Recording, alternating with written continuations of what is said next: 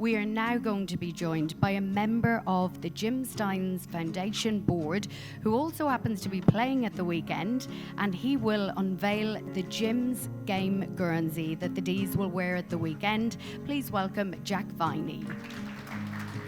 And these are the socks, by the way, if you haven't noticed. I'll display the socks. There we go, the Jim's game Guernsey. Oh, it's pretty amazing, pretty special for the Irish community who are so proud of Jim, so proud of all the Irish players in the AFL. But Jack, what does it mean to you to wear that at the weekend?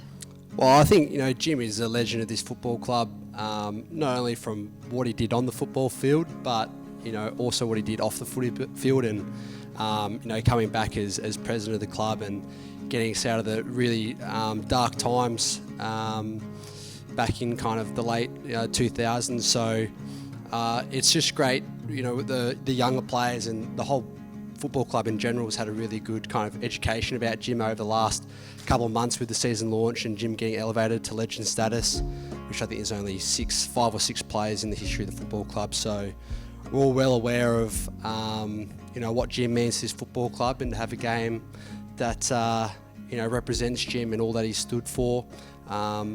It's really exciting, and I know, like Maxi, when he puts on his jumper every time, every game he's looking at his number 11 and thinking about what Jim's done for him and what would Jim do in that moment. I know with this Guernsey, our players are going to be doing the same thing. Everyone's going to be looking at the clover here, thinking about Jim, what he stood for, and hopefully embrace that and resemble a lot of that on Sunday.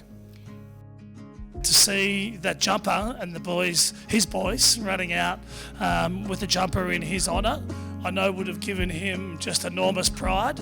He was unbelievable in his resilience. We spoke about it before, to get out and play. Some of the things that he endured to get out and play in that jumper.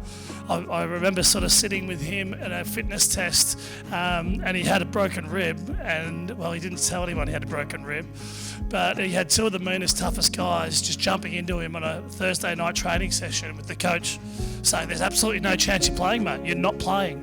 And he endured all of that and got out. He survived it somehow. We thought it was unbelievable that anyone could withstand that sort of pressure and pain, but he did, to get out there and wear that jumper. And these boys that get the opportunity will be doing him proud, I'm sure.